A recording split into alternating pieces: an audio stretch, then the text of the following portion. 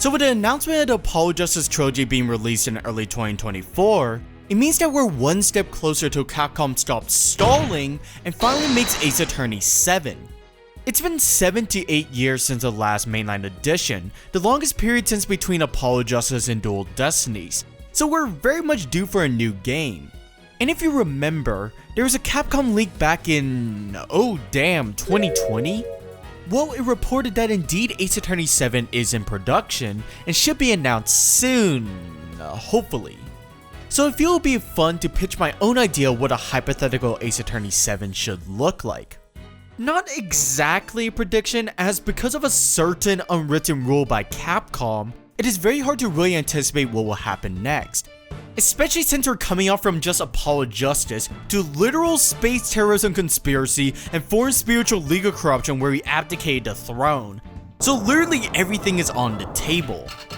Rather in this video, I just want to provide my own 2 cents of what I feel would be good additions and improvements to Ace Attorney, and structuring out how the cases and overarching story should go. This should be a fun thought experiment, but as always, if you have your own ideas, I would love to hear them. My ideas may be great, or they may be absolutely garbage, so yell at me in the comments about that. So without further ado,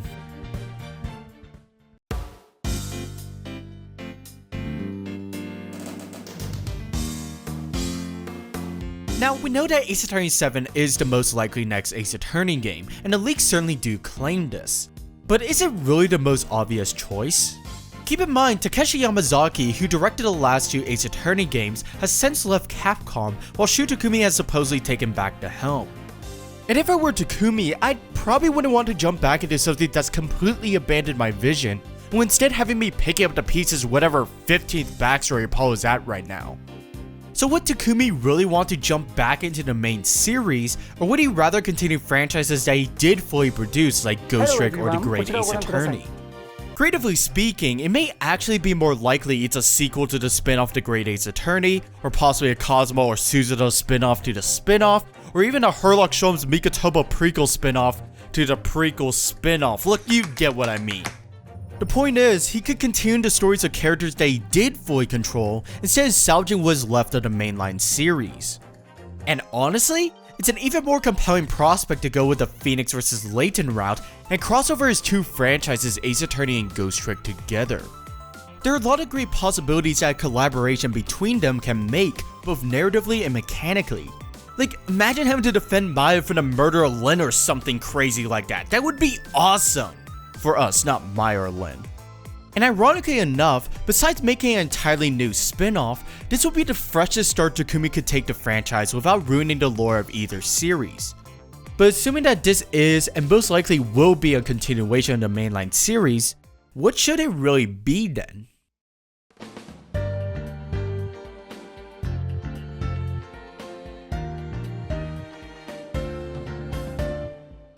With Capcom officially classifying these last 3 games as Apollo's trilogy, we're once again at a crossroads for the series. However, unlike Phoenix's trilogy, there's still a ton of unanswered questions, even for Apollo, no, especially for Apollo. And so even when considering an Ace Attorney 7, there are 3 different paths a game like this could go. 1. Reboot the series again. 2. Continue the series through a 3rd trilogy. Or 3. Make Ace Attorney 7 the final game in the series. All 3 are genuine possibilities, and fans have argued for each over the past several years. But god damn it, this is my video and my opinion is the only one that matters, so here's my take. I entirely get the sentiment that Ace Attorney is currently in a rocky place, especially with Dual Destinies and Spirited Justice becoming a new punching bags for the community. And so a lot feel the series is due for a fresh start. But I feel rebooting the franchise wouldn't really resolve the problem. In fact, I'd argue it would only add to it. There were a lot of problems with the Apollo trilogy for sure, but I feel the biggest problem was that Dual Destinies felt like a reboot of a reboot. And that sudden shift in plot, tone, and characters, when not everything was resolved yet, is what created a lot of the flaws in the last 2 games. And all in all, it just made these 3 games entirely disconnected from one another, and also because of something else. So rebooting the series another time would only be adding to the narrative spaghetti the series is already in. At this point, Capcom has already made their bed, and now they need to lay in it. We've already seen how poorly trying to soft reboot a series has been. What makes another reboot different from that? And we already have other spin-offs like Investigations and The Great Ace Attorney for that. So now we're down to two options, and I could honestly go either way. I feel a new trilogy would give them time to space out a longer narrative amidst the 3 games, and would overall be a smoother conclusion to the main series. But at the same time, a final Ace Attorney 7 could immediately clean up everything from the Apollo trilogy, given the opportunity to do that fresh start the series needs. I can continue bouncing between the two, but for the sake of this video, I have a stronger idea about Ace Attorney 7 being a final conclusion to the Apollo trilogy, but not necessarily focusing on Apollo.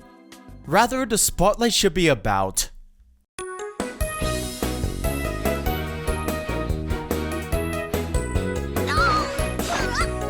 yes, Athena being the spotlight of an Ace Attorney game, finally. I know many would consider Dual Destinies to be Athena's game, but honestly I never felt that way about it. It's also neither Apollo's game, by the way, because Phoenix's name is still on the damn title. And yes, I do have a lot of issues with Athena and her character. But whether you like her or not, I feel she is very much deserving to have her journey be fully explored. Especially since a lot of her issues were because she was never truly given the spotlight. It's insane that Athena's only led 2.5 cases up to this point. Yes, 2.5 cases, both of which are honestly more filler to the grand scheme of things. Everything else she's just been sidelined or an assistant, dare I say a yellow tinted Maya even. So it would be outstanding for her to finally be the protagonist that so many have been advocating for. And because we've already dealt with her backstory in detail, we can avoid her getting Apollo'd and instead focusing on what matters.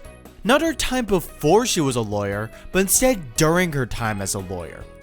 There are a lot of interesting avenues one could take Athena, especially since she's relatively a clean slate in terms of her as a lawyer. But her specialties in psychology offer some interesting opportunities outside of just narratively. But first, let's just get something out of the way. You see, there's an unwritten rule for Ace Attorney games Capcom has enforced, referred to as the spoiler rule. It basically means that each passing Ace Attorney game shouldn't reference events from previous games, so new players don't get confused. It's why Edgeworth only refers to Phoenix as him, why Apollo and Trucy will never know they are half-siblings, and why we will never see characters like Kay, Gumtree, or Franziska in the mainline games, as they are now considered investigation characters. So yeah, let's just... Okay, now we can move on. And because the spoiler rule is gone, we can clean up a lot of the loose ends. Most importantly would be Apollo and Trucy finally finding out they are siblings, but this could also mean a reintroduction of Kristoff and Lamiwar as major characters to bring closure to Apollo Justice. As for potential cameos, I'm not really confident Capcom will do them well, considering that Maya, Edgeworth, and Pearl were only portrayed as nothing more than just fan service. But as long as they build off their characters like they did with Emma, or just ensure they won't steal the spotlight from characters like Athena and Apollo, then I would probably be satisfied. But the only right answer is Gumshoe. But bringing the focus back to Athena, what really should her story be? Well, the reason Athena sparks with so much potential is that she is completely different from Phoenix and Apollo. While I'm not in the camp that Apollo is just the same character as Phoenix by any means, he certainly did become more like Phoenix by the end of Spirit of Justice. But Athena's character doesn't really perfectly align with Phoenix's. She's more eccentric, confident, kind-hearted, emotional, and she was set up to be this prodigy, or at least a very hard-working lawyer, almost like a Franziska of defense attorneys, which could have been a nice change of pace. But the problem is, she was never able to show off those gifts besides superficially with her mood matrix, so we don't really experience that strength, growth, and talent she has. But the bigger issue is that I feel the narrative's trying to make her more like Phoenix, when in concept she just isn't. Athena is always repeating Phoenix's motto of the worst of times are when lawyers must force their biggest smiles, but that's always rubbed me the wrong way because it feels like the exact opposite that Athena should be. Athena's strength, both figuratively and literally, is her emotions. Her power comes from her being able to relate with others on a far deeper level than just sympathy. She works more as a friend and not just as a lawyer. So telling her to force a smile and suppress the rest of her emotions, I just can't get behind. I get it's all metaphorical and all, just some motivation to keep pushing forward no matter how hard it gets, but the quantity of time she brings it up just feels off when the statement can be summed up as "don't worry, be happy." It sounds good on paper, but it's not a practical thing to live by, especially for someone like Athena. But that minor plot grievance I have can easily be twisted into creating Athena's entire arc for this new game. A journey of self-discovery, but mainly Athena finding her own path separate from Phoenix's, but both still being able to coexist as paths to the truth. One staying emotionally fortitude while the other wearing their emotions on their sleeve, all for the sake of their clients and discovering the truth.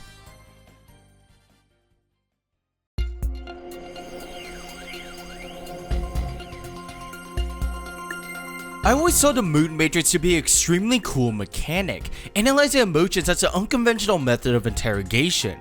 But it couldn't really escape that feel of just being another gimmick when the Mood Matrix could be a lot more than just that.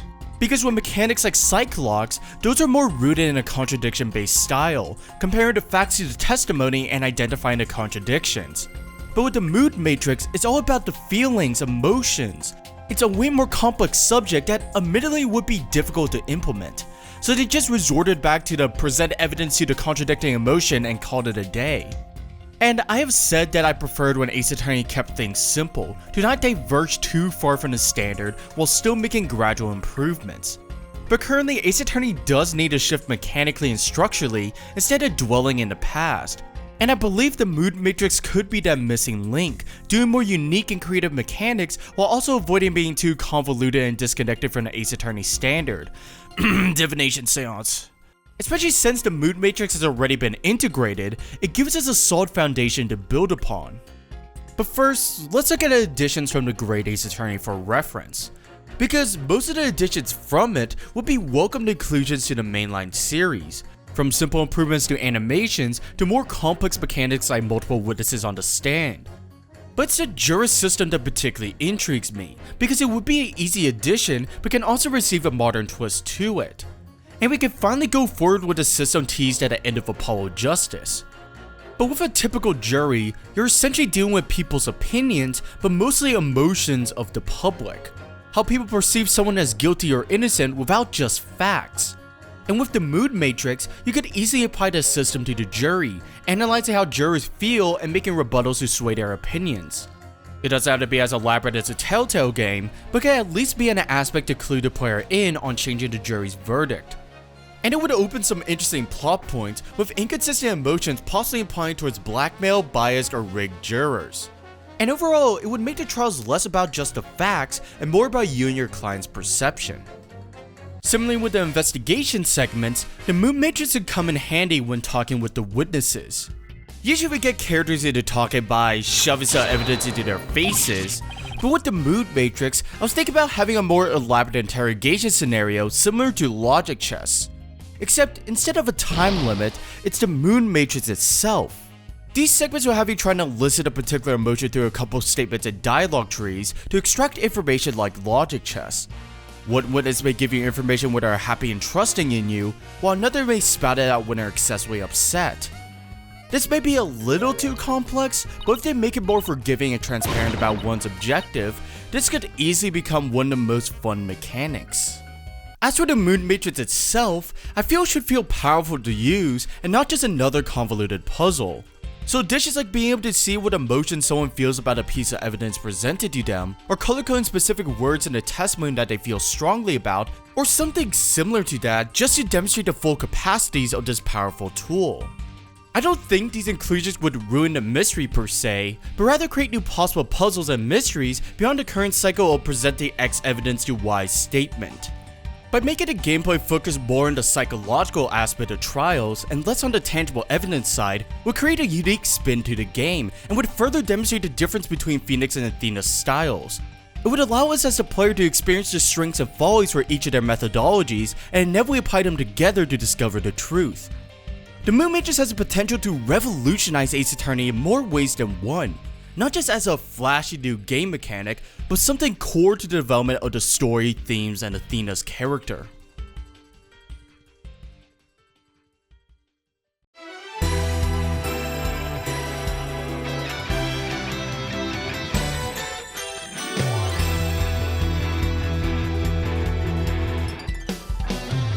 Finally, of course, the most important part of an Ace Attorney game, what should the story, the cases, the turnabouts even look like? And honestly, there's a lot of overarching plots and themes that are kinda up in the air for me. But there are several key things I do want Ace Attorney to absolutely do. 1. Remove Phoenix from the picture. Kind of. This was something a lot of people have been clamoring for a while. Some have even suggested they want Phoenix to be killed off, which, if that happened, would immediately make this game the worst game in the franchise. I'm sorry. That and Lamiwar. So yeah, actually number 1, don't kill off Phoenix or Lamiwar or really any major character. But I do agree that Phoenix's removal from the spotlight has been long overdue, especially since his trilogy ended nearly 2 decades ago. 2. Please, for the love of God, no more new prosecutors. Was once a clever marketing trick has now only crowded the Ace Attorney lineup for the worse. So just throw Clavier or Blackwell as a main prosecutor and call it a day. I just want more development of characters we've already established and not just adding another Nayuta out of nowhere.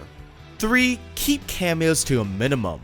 Once again, cameos can be wonderful inclusions, but overwhelming the game with nostalgia can in turn harm the narrative and those old characters we loved at the same time. And 4. More but shorter cases. This idea was mostly formed after playing Ghost Trick, where I was amazed by its elaborate mystery told at a perfectly flowing pace. And I trust that Takumi could accomplish something similar with Ace Attorney. Ace Attorney has needed some pacing improvements for a while now, as it's been stuck with the same 5-case formula over and over again. Like, there should be absolutely no way all of Ghost Trick's about as long as just Turnabout Revolution. So say 7 shorter cases instead would allow them to tell more stories and intersplice the overarching narrative at a more timely pace. So how would this work narratively? Well, if I was the one writing Ace Attorney 7, here's how it would go. Firstly, in order to get Phoenix to take a back seat, he would be invited by Edward to investigate a special case that will become the central overarching plot point of the game. This would mean that Athena will have to take control of the Right Anything agency, and thus most of the cases as well.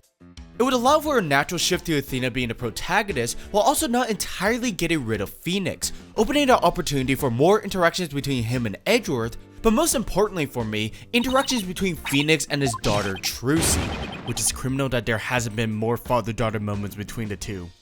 And this lets Phoenix return to that mentor slash Phoenix overhead mastermind role he had in Apollo Justice, but now this time with Athena, helping her discover her own path as a lawyer. Anyways, along with that, Phoenix and Edward would work together to try and repair and reform the legal system by implementing new changes, like the Jervis system for instance. And if Capcom is insistent on introducing a new prosecutor since it's practically tradition at this point, Edward could face in a new generation of prosecutors under the leadership of Clavier and Blackwell, and possibly Franziska, since he cleaned house in Spirited Justice. One of which being a new timid rookie prosecutor. I've wanted this twist for a new prosecutor for a while now, where they start out as fallible as rookie Phoenix and Apollo were, but also has those flashes of brilliance that catches us off guard. And this will be a perfect contrast to Athena, with her now being considered a so-called prodigy attorney. So while Athena is slowly growing into her own, so too is this rookie prosecutor who kinda turns into this menace in trial as the game progresses. And yes, I'm basing this off of the spot for Across the Spider-Verse, shut up. Spider-Man, why did you create that guy? I would still prefer Clavier to be the main prosecutor, but it is what it is. And speaking of Clavier, let's mention Kristoff real quick. Because I can see him being this kingpin from the shadows, crafting a lawyer conspiracy or manipulating others to get his revenge or something. Or possibly even a Kristoff retrial, I don't know. But these actions would make Kristoff the perfect foil to someone like Athena. With Athena trying to use psychology to garner trust and discover the truth, Kristoff meanwhile manipulates and deceives others to bury the truth. If not Kristoff, it could be someone else, but I do see him being the antithesis of Athena with his closed defense in a West Stick. Athena is emotionally transparent, being more friendly but childish, while Kristoff is emotionally opaque, remaining professional but deceptive. And this conflict would enforce the whole psychological theme of the game. Psychology is a far more complex subject with motives, emotions, and all the faults of the human mind. All that would require far more personal and invasive methods of inquiring about that information by toying with one's emotions. This would then force us to question the moral uses of psychology, mainly the fine line between the analysis and the manipulation of emotions. Stuff like what borders between establishing trust and deception, and is it ethical to tell a lie to discover the truth? These have been continual themes in Ace Attorney, but could now be directly addressed here since psychological analysis is kind of Athena's MO. As for Athena and her story, I wanted to be this meta commentary with her trying to live up to the potential and those unrealistic expectations set for her. Especially her being perceived and proclaimed as a prodigy, and when she falters or shows weakness, she's berated even harder because of it. It was also a shame when she's constantly talked down to, or others defining her as a schoolgirl or an assistant or a spring chick of all things. So those moments of ridicule and patronizing can be integral to her internal conflict. And without Apollo to anchor on, I can see Athena slowly becoming more overwhelmed by the pressure, to the point of even questioning if she even wants to be a lawyer at all. Remember, she did all of this for Blackwell, excelled and speed ran through law school to try and prevent his execution. But with his freedom, what really is her motivation now? But because of her perception as a prodigy, she feels she has to try and live up to that expectation. And considering that Phoenix was the one that inspired her to become a lawyer in the first place, I can see her then relying heavily on trying to become like Phoenix to rediscover that sense of purpose, to hope that will help regain her footing and set her back on the right track, even though once again, Phoenix and Athena are very different from one another. So as she continues to cling to Phoenix as the ideal lawyer, the more she becomes trapped in this delusion she has, and in turn perpetuating that cycle of stress and anxiety trying to become who she isn't. And I can imagine it come to a head as she's in the office collapse under the stress, trying her best to stay positive, repeating Phoenix's motto over and over again, the darkest of times when lawyers must put on their biggest smiles. Only to be interrupted by Phoenix entering the office, seeing Athena trying her best not to break out into tears. "Oh, I'm fine," Athena whimpers. "A lawyer can only cry when it's all over, right?" To which Phoenix, seeing Athena struggling to force a smile, may respond in earnest to just forget about it and let it all out. Something like that. I know, a stellar piece of fanfiction right there. But I want more moments like that of characters just comforting and supporting each other, and Phoenix finally becoming that mentor role Mia was for him. And to quickly clarify, I don't want Athena to lose that cheerful personality she has. That's one of my favorite things about Athena. It's more like us fully experiencing those high highs and low lows Athena goes through in this self-discovery journey. Something I feel Dual Destinies touched on, but I feel never fully committed to or expanded upon. Finally, for the cases themselves, I do want more non-murder cases or smaller trial/investigation only segments similar to the Omnibus episode in The Great Ace Attorney. It would significantly help the pacing of the cases with more but smaller yet still interconnected cases. So like a car crash or a safe heist gone wrong, a civil case, or etc. But the only setting I really want Ace Attorney to explore would be a sports-related case, specifically baseball, with how crazy baseball is in Japan. And expanding upon my 7 shorter cases pitch, it would give both Athena and Phoenix ample focus on each. So like 3 cases for Athena, 3 for Phoenix, and both plotlines merging together for the final case. It would allow for a more timely pace to their stories, properly distinguishing between the two halves of the plot and giving each time to build themselves up for the connected finale. And just a couple quick thoughts that didn't really fit anywhere else, but I do think an Apollo return is inevitable. Like after all, how else will you find out Trucy is his half-sister? But it most likely would be just for the final case, as a supporting role at most, as it should be I feel. And with Edgeworth working to restore trust in the legal system, I very much intentionally set this game up to help segue into a possible modern investigations game. Plus, it would be nice to finally see Kay, Sebastian, and Franziska all grown up. But right now, after all of this talking, I'm just exhausted at Ace Attorney ideas, so that's it for me.